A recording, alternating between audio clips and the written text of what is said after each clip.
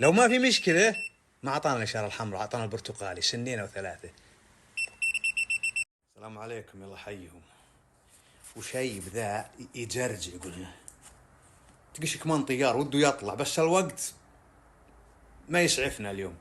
لكن بكرة بإذن الله أني لا أشرح من طقطق للسلام عليكم. والله مهم مهم مهم، بلغوا من تحبون. بعطيكم نبذة بس. إيه مكنسة مي بهليكوبتر، وترى جايب ذا أبى أفحص. تعرفون الفاحص اللي عندي ذا. بس قبل كل شيء شفت فيه مشكلة هنا، خلاص تكفون. يبي طول الوقت بالشرح، والله يبي طول الوقت بالشرح، لكن والله انه للفايدة للفايدة.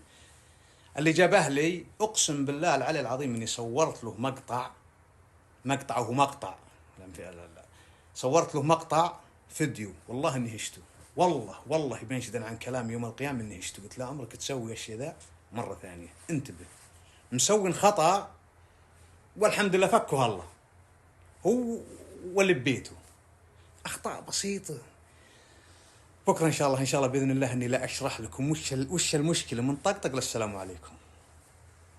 اخطاء انتم يلي تشرحون بالسناب وبالتيك توك وباليوتيوب وبوسائل التواصل، اذا خرب الشيء تقدر تحط هذا ويشغل. خطأ والله العظيم خطأ. في ناس تطبق ترى بذمك. انا في اشياء عندي اقدر ازينهن خربانات، اقدر ازينهن بطرق واشغلهن، لكن ما اشرحهن ما اصورهن. في ناس تطبق شيء بسيط وما فيه اي اضرار نشرحه، لكن زي اللي انا شفت ذا باذن الله اللي بكره لا اشرحه من طقطق للسلام عليكم. وترى الشرح يبي طول، تحملوه. لا الفائده، اللي يبي الفائده واللي ما يبي الفائده يعطي سكيب. مساكم الله بالخير، يلا حي ومفلح من ذكر الله وصلى على النبي، اللهم صل على محمد. البارح اللي هو امس بالليل قلت بكره ان شاء الله نبي نتكلم عن نقطة مهمة ويبي طول الشرح. اللي فاضي يسمع، واللي مشغول يطفين ولا فضى يشغله، وبلغوا من تحبون. وقلت لكم ان اللي سوى الحركة هذه والله ارسلت له مقطع وهشته، قلت له عمرك تعود له. والتعليقات اللي جيت انا امس كثار، يا ابو فهد حاط قصدير بالفيز، يا ابو فهد حاط قصدير.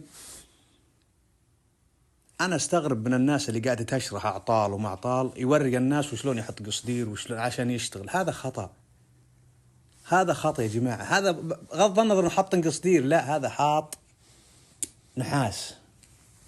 شوف النحاس خلاص، يعني ما في امل يطفى. تعلق ذي ما طفى ما قطع. هذا اسمه سفتي، هذا خرب بدله 10 بنص من القهر ذولي الفيوز. لأن هذا بعد توفيق الله بالميكانس بالغلايات بكل شيء، أي شيء نفس الفيش ذا يكون فيه الفيوز. هذا سفتي أمان بعد الله، يحماك ويحمى أي جهاز كهربائي عندك تستخدمه. يعني في عطل يقف من هنا، خلاص لو وقف من هنا لا تروح تحط لي قصدير تشغله مرة ثانية، لا روح شيك على العطل اللي هنا. خلاص هو عطاك هنا انذار، عطاك انذار ان في مشكلة هنا، ان في مشكلة. ترى انا قطعت لك بذا، اعطيتك امان بعد الله، راح عالج المشكلة اللي بذا وبعدين بدل الفيوز. انت تبي تفحص وتجرب ممتاز، لكن تبي تخليه بتل بالشكل ذا سواء قصدير ولا تحط لي سلك نحاس عشان توصله وتشغله، لا هذا خطر يا جماعة. انتم تتكلمون عن 1800 واط بالبيت عند عيالك، عند ام عيالك، عند خطأ. اول خطأ سواه ذا حط هذه حلو، الان اجطله. ايش معنى اجطله؟ يعني دايركت اشتغلت، تعلق ما تعلق كل واحد.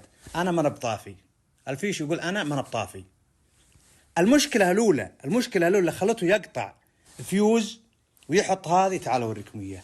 هذه المشكلة، هذه أول مشكلة، اللي هو ذا الالتماس متقطع وضرب بالحديد. لأن سبق وأن تكلمت بأنا المكنسة أول ما تشتغل تفر قوية، تحتاج كهرب قوي عشان تشتغل. فهذا منزما تقطع، بدت لا اشتغلت تلمس بالحديد ولا تلمس بشيء يجدح به. قطع فيوز هنا، قال لك تعال فكن، هنا عندي مشكلة، أنا عندي مشكلة، عالجا عالجا، لا تشتغل بذا، لا تحط بشيء بذا دايركت وتذبح تخليني أشتغل على الجبك. لا، هذا حط ذي وشغله، قال يلا بس ما عليه. العطلة الثاني اللي خلاه بعد الله يعني تاقف، هذا وين السلك؟ شوف هذا، هو شفتوه، هذا انقطع من هنا وخلاص. الآن قطعت كهرب تشبكه بالفيش ما تشتغل. يقول لك الآن خلاص كهرب ما فيه. نعمة من الله انه وصلت على النقطة هذه.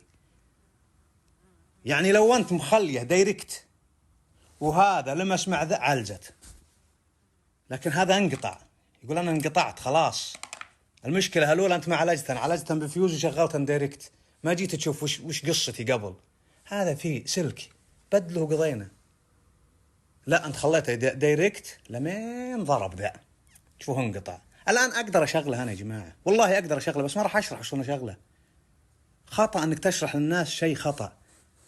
هذه وسائل سلامه بعد الله، وسائل سلامه ووقايه بعد الله سبحانه وتعالى. قطع فيوز عندك، لا تحط الطريقه ذي قصدير ونحاس. شوف وش المشكله، في مشكله عالج المشكله بعدين ارجع ذا بدله. هذا له فحص، تدري شلون تفحصه؟ هنا في السلك يصير منقطع، ولا الحركة اللي تحطها بالجوال بالآلة الحاسبة هي يشتغل ما يشتغل، إذا كان ذا غلاف وما يبين. في عدة طرق، لكن إنك تحط الشيء هذا خطأ يا أخوان، والله خطأ، والله خطأ. ما قطع الفيوز إلا إن في مشكلة عندك. وقف وشوف وش المشكلة، عالجه، بدل فيوز، انتهى الموضوع. والله يا جماعة الخير في شرح ويطول الشرح، لكن لا تزينون زي ذي. والله خطأ قسم بالله، والله خطأ. شوف حاط مشركن ذي مع ذي علشان يوصل كهرب، وهذه بعد توفيق الله سويت له صيانة كاملة. بس شوفوا الضرر وش لحق. طبعا زينت قضيت، شغلها لكم الآن.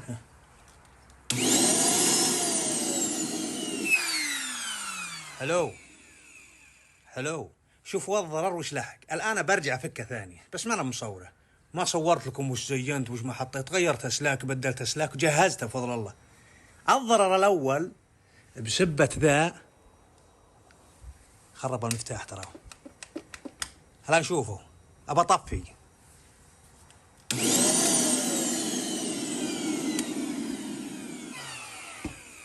المفروض إنه طافي، أعطيها إشارة من الكهرب طافي.